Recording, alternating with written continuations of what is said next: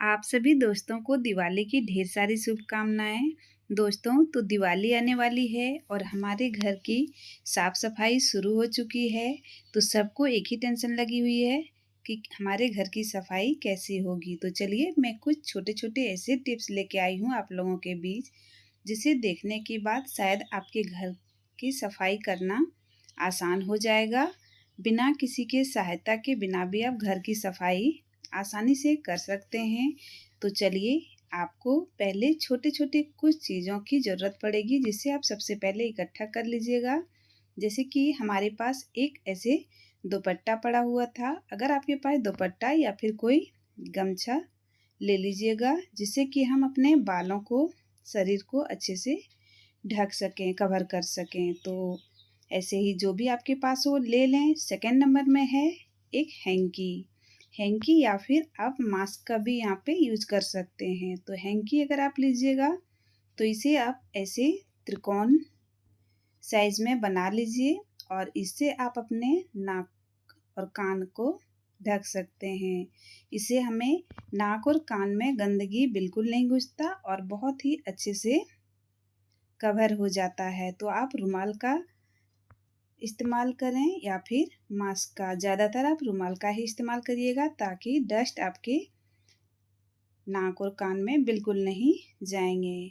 तीसरा नंबर है ये झोलझड़ी, जो कि थोड़ा खुरदुरा होता है। ये बहुत लंबा झोलझड़ी आता है, जिससे कि हम घर की सफाई शुरू जब करते हैं तो कोने कोने तक पहुंचने के लिए हमारे झाड़ू नहीं पहुंचते हैं। हमें कुर्सी टेबल की ज़रूरत होती है, चढ़ के वहाँ तक पहुंचने और सफाई करने की ज़रूरत पड़ती है। तो आप अगर इस झोलझड़ी को ले लेंगे तो आपको कुर्सी टेबल लगाने की ज़रूरत नहीं है, और कुर्सी टेबल लगाने से हमें गिरने की भी संभावनाएं होती है। तो आप ऐसे लंबे वाले झोलझड़ी ज़रूर मंगा लें। दीपावली की साफ़ सफाई बहुत आसानी से इससे हो जाते हैं, कोने कोने का।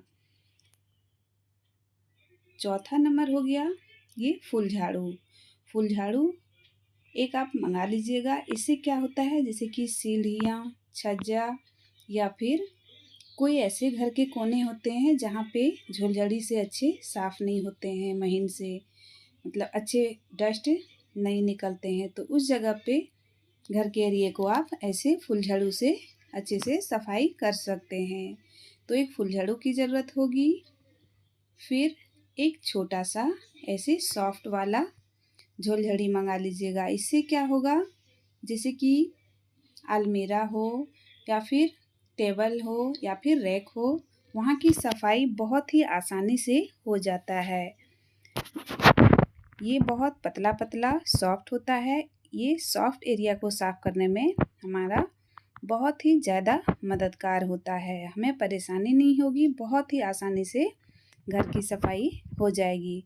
फिर हम लेंगे एक कॉटन का ऐसा कोई भी एक्स्ट्रा कपड़ा ले लीजिएगा। जैसे कि हमने यहाँ पे एक बेडशीट, फटा हुआ बेडशीट ले लिया हुआ है, और इसे साफ़ करने की जगह पे हम रख लेंगे। जब हम सफाई शुरू करेंगे तो इसे भी हम रख लेंगे, ताकि इसे जब हमारा सारा झोल निकल जाए तो फिर हम उस कपड़े से सारे डस्ट को हम पोंछ लेंगे। डस्ट को पोंछने के बाद कॉलिन से सफाई करने के लिए टेबल, अलमीरा या फिर दरवाजे को ऐसे कॉलिन से हम कॉटन के कोई ऐसे सॉफ्ट कपड़ा ले लीजिएगा, और उससे साफ़ हो जाएगा बहुत ही अच्छे से। फिर रही बात मिरर की, कोई भी मिरर या फिर ग्लास का चीज़ अगर आप सफाई कर रहे हो कॉलिन से, तो उसके पास एक पेपर, न्यूज़पेपर ऐसे रखिएगा। इससे क्या होगा, शीशा में कॉटन कपड़ा से सफाई करते हैं तो दाग आ जाता है।